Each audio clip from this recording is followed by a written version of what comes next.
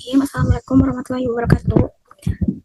Perkenalkan, nama saya Dina Salputriani dengan NIM 123-20882. Yang terhormat kepada Profesor Dr. Ida Farida, CHMPD, selaku dosen pengampun mata kuliah metode pendidikan kimia. Di sini saya akan mempresentasikan analisis artikel jurnal yang telah saya buat. Yang pertama, ada judul artikel. Judul yang pertama yaitu Developing Practical Chemistry Skill by Means of Student Driving Problem-Based Learning Mini Project, di mana penulisnya yaitu ada Eimer, Mr. Daniel, Selim, beserta yang lainnya. Kemudian untuk jurnal yang kedua itu ada The Effect of Problem-Based Learning on Undergraduate Student Learning About Solution and their Physical Properties and Scientific Focusing Skill, di mana penulisnya itu ada dari Samuel Tusun, Yasus, dan yang lainnya. Untuk jurnal yang ketiga yaitu ada The Effect of Problem-Based Learning atau PBL on the Academic Assessment of Students Studying Electrochemistry, di mana ada penulisnya yaitu Mehmet Guntur dan yang lainnya. Adapun permasalahan pokok pada jurnal kali ini, untuk jurnal yang pertama adalah artikel ini tuh menyoroti permasalahan utama dalam pembelajaran praktikum kimia, yang dimana yaitu dominasi model praktikum resip style yang membuat mahasiswa hanya mengikuti langkah-langkah tanpa memahami tujuan ilmiah di balik percobaan. Nah, mahasiswa juga tidak diberi kesempatan untuk merancang prosedur, memilih teknik kerja, atau mengembangkan keterampilan berpikir ilmiah. Akibatnya pemahaman konsep rendah, keterampilan laboratorium kurang berkembang, serta motivasi dan keterlibatan mahasiswa dalam praktikum semakin menurun. Untuk jurnal yang kedua, di mana pokok permasalahannya yaitu artikel ini mengungkap bahwa mahasiswa memiliki banyak miskonsepsi terkait larutan dan sifat fisiknya. Nah, pembelajaran tradisional yang berfokus pada perhitungan dan hafalan tidak mampu membantu mahasiswa memahami hubungan antara aspek makroskopik, mikroskopik, dan simbolik dan materi lanjutan. Akibatnya mahasiswa salah memahami proses pelarutan, kelarutan, sifat koligatif, serta dinamika partikel dalam larutan. Selanjutnya untuk artikel 3, yaitu artikel ini tuh membahas tentang rendahnya pemahaman mahasiswa mengenai konsep elektrokimia yang bersifat abstrak seperti reaksi redoks, potensial, sel, hubungan antara anoda-katoda, serta pemahaman dari pembelajaran tradisional dianggap hanya menekankan hafalan rumus dan langkah penyelesaian soal, tanpa mendorong mahasiswa untuk memahami proses elektrokimia serta konseptual. Hal ini menimbulkan banyaknya miskonsepsi yang membuat mahasiswa itu kesulitan memahami aplikasi elektrokimia dalam kehidupan nyata.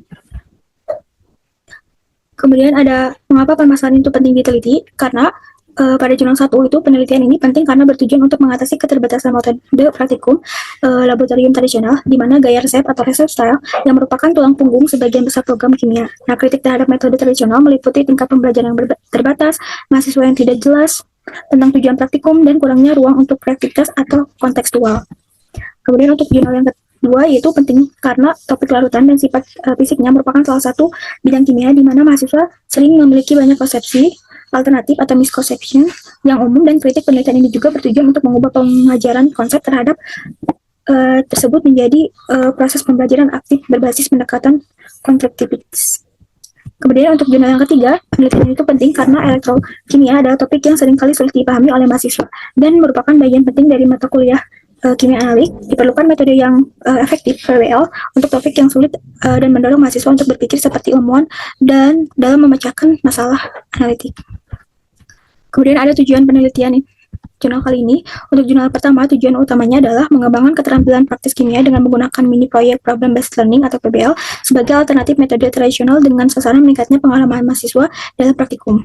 Kemudian untuk jurnal kedua, yaitu tujuan utamanya adalah untuk menyelidiki pengaruh problem-based learning atau PBL terhadap pembelajaran mahasiswa sarjana tentang larutan dan sifat fisiknya, serta terhadap keterampilan proses ilmiah scientific question skill mereka. Kemudian untuk jurnal ketiga, yaitu tujuan utamanya untuk menguji pengaruh problem-based learning terhadap prestasi akademik mahasiswa pada topik elektrokimia dalam mata kuliah kimia analitik.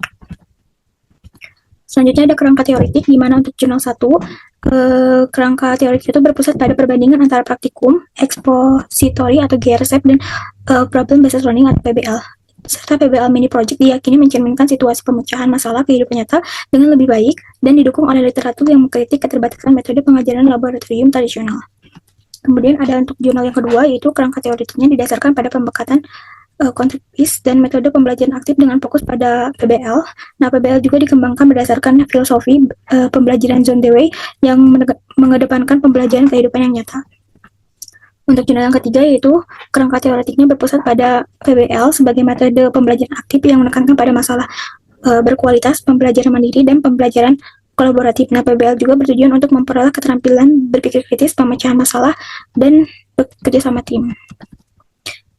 Selanjutnya ada subjek, metode, dan prosedur penelitian. Untuk jurnal yang pertama yaitu subjeknya totalnya itu ada 42 mahasiswa, tahun kedua program sarjana, kemudian ada metodenya itu studi deskriptif yang menguji, implementasi, dan menganalisis umpan balik dari mahasiswa dan staf pengajar prosedur.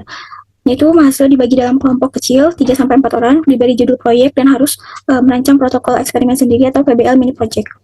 Kemudian kalau di jurnal 2 itu subjeknya ada 84 mahasiswa baru atau freshmen yang mengambil mata kuliah umum 2, dibagi menjadi kelompok eksperimen, PBL, dan kelompok kontrol atau instruksi komposisional dengan metode studi kuasi eksperimen dengan desain kelompok kontrol pra-uji pasca uji yang tidak setara. Kemudian ada pun prosedurnya di mana penelitian ini dilaksanakan selama 5 minggu. Kemudian kelompok eksperimen menggunakan 5 skenario masalah yang dirancang untuk proses PBL. Untuk jurnal yang kedua itu subjeknya 15 mahasiswa tahun kedua program pendidikan kimia dengan N8 eksperimen, N7 kontrol dengan metode desain kuasi eksperimen kelompok kontrol para pra-uji sama pas uji dengan prosedur atau topik elektrokimia yang diajarkan selama 3 minggu. Kemudian kelompok eksperimen menggunakan PBL dan kelompok kontrol itu menggunakan strategi pengajaran eksperimen. Selanjutnya ada jenis instrumen dan cara pengumpulan datanya. Untuk jurnal 1 itu instrumennya yaitu kuesioner umpan balik mahasiswa dan diskusi dengan staf pengajar. Kalau pengumpulan datanya itu menggunakan umpan balik dan dikumpulkan selama periode 2 tahun atau 2004-5 dan 2005-6. Kalau di jurnal 2 itu instrumen di mana menggunakan data kuantitatif atau tes prestasi akademik, tes keterampilan, pemrosesan ilmiah, skala spesifik untuk PBL, dan data kualitatif atau wawancara. Kemudian pengumpulan data di mana dilakukan pra-uji dan pasca uji untuk tes kuantitatif dan wawancara untuk data kualitatif. Kalau untuk jurnal yang ketiga yaitu di mana instrumen tes prestasi kimia CAT dan 11 pertanyaan terbuka terkait topik dan wawancara semi struktur. Kemudian ada pengumpulan data diterapkan sebagai pra-uji dan pasca uji. Pertanyaan terbuka dan wawancara dilakukan setelah implementasi. Adapun cara mengolah dan menganalisis data, di mana untuk jurnal yang pertama yaitu data diolah secara deskriptif melalui prestasi hasil umpan balik mahasiswa seperti skor rata-rata untuk pertanyaan kesulitan relatif serta analisis kualitatif terhadap komentar mahasiswa dan hasil diskusi dengan staf. Kemudian untuk data jurnal 2 itu diolah menggunakan SPSS 12.0, data pra-uji dianalisis dengan uji tes sampel independen dan data pasca uji dianalisis dengan ANCOVA atau Analysis of Covariance data kualitatif yang secara deskriptif. Kemudian untuk jurnal ketiga yaitu skor dianalisis menggunakan uji Mansfield, di mana hasil pertanyaan terbuka dievaluasi menggunakan analisis konten dengan kategori seperti pemahaman jelas dan miskonsepsi spesifik, di mana koefisien korelasi Spearman digunakan untuk menguji korelasi antara skor tes dan pernyataan terbuka. Kemudian ada deskripsi temuan dan kesimpulannya. Untuk jurnal 1 itu temuannya mahasiswa merespon PBL mini project secara positif, di mana kehadiran kelas dan moral umum kelas secara nyata lebih tinggi staf pengajar juga mengamati pemahaman mahasiswa yang lebih baik tentang kerja praktikum dan teori yang terkait.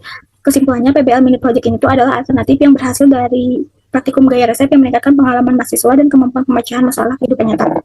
Kemudian untuk jurnal yang kedua yaitu penelitian menginspirasi penggunaan PBL dalam pengajaran kimia. Penelitian selanjutnya dapat berfokus pada pengembangan metode untuk mengatasi kelemahan PBL yang diidentifikasi seperti mengembangkan instrumen penilaian yang lebih baik atau strategi adaptasi mahasiswa. Untuk jurnal yang ketiga yaitu penelitian menginspirasi perpanjangan periode atau implementasi PBL dan pemberian skenario tambahan untuk mengeliminasi diskopsesi disertakan untuk meningkatkan ukuran kelompok studi di masa depan untuk mengukur efek PBL secara lebih luas. Selanjutnya ada riset gap artikel utama, di mana untuk artikel jurnal PBL yang pertama yaitu fokus luaran utama atau variabel dependennya itu yang pertama ada keterampilan praktis tingkat lanjut atau kemampuan desain protokol eksperimennya. Untuk kekurangan atau kesenjangannya itu tidak mengukur dan membuktikan dampak pada prestasi kognitif secara formal atau tes sama kualitatifnya. Kemudian kalau jurnal yang kedua yaitu prestasinya tuh kognitifnya tuh pemahaman konsepnya dan keterampilan proses ilmiah. Untuk kekurangan atau kesenjangannya itu keterampilan praktik tingkat lanjut atau desain eksperimen dan tidak diukur mencatat masalah kolaborasi atau alternatif sebagai kelemahan PBL. Untuk jurnal yang ketiga yaitu prestasi kognitif atau pemahaman konsep dan elektrokimia dan miskonsepsinya.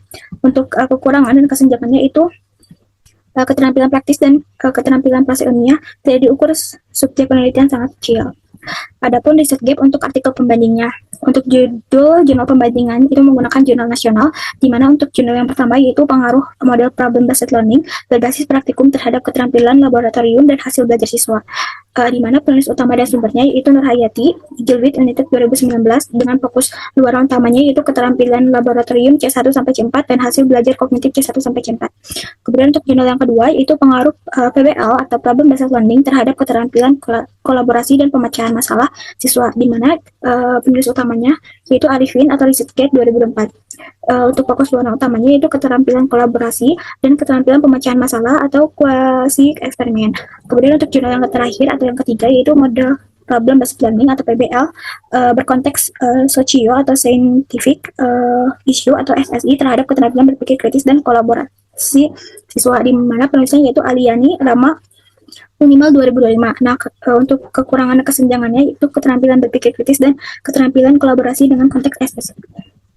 Adapun kesimpulan dari riset ini yaitu secara keseluruhan riset sama dalam penelitian problem based learning atau PBL kimia adalah kurangnya dari studi kuasi eksperimen yang kuat dan holistik di Indonesia yang mampu mengatur dampak PBL termodifikasi secara simultan terhadap 3 ranah pembelajaran tingkat tinggi. Jurnal utama berhasil menyoroti pentingnya keterampilan desain protokol eksperimen atau CENA. Namun luaran tingkat tinggi itu sangat diukur dalam studi PBL Indonesia seperti jurnal pembandingan pertama yang cenderung terbatas pada keterampilan laboratorium prosedural atau C1 sampai C4. Sementara untuk jurnal utama 2 itu dan ketiga itu tuh menunjukkan validasi tinggi dan pengukuran prestasi kognitif diperlukan dan integrasi pengukuran kognitif valid itu dengan modifikasi PBL struktur yang secara eksplisit atau mengatasi kelemahan kolaborasi isu di artikel yang kedua, yang juga mulai menjadi fokus jurnal nasional atau jurnal yang kedua itu dan jurnal ketiga, sehingga tercipta satu studi yang menguji uh, yang menguji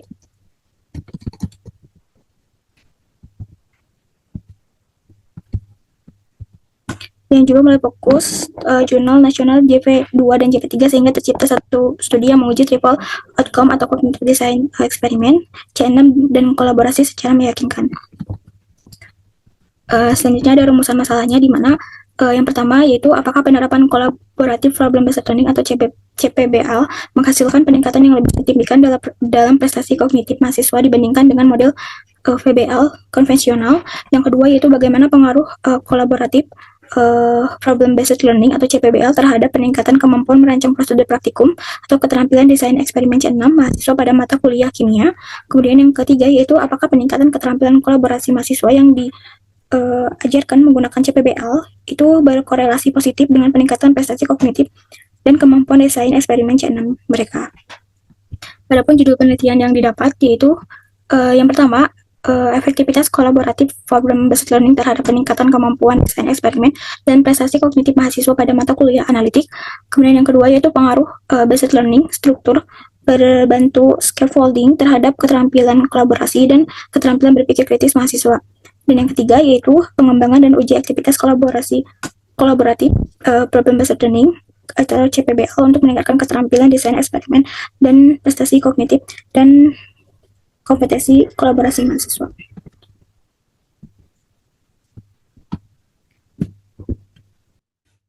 Mungkin sekian yang bisa saya sampaikan. Warahmatullahi wabarakatuh.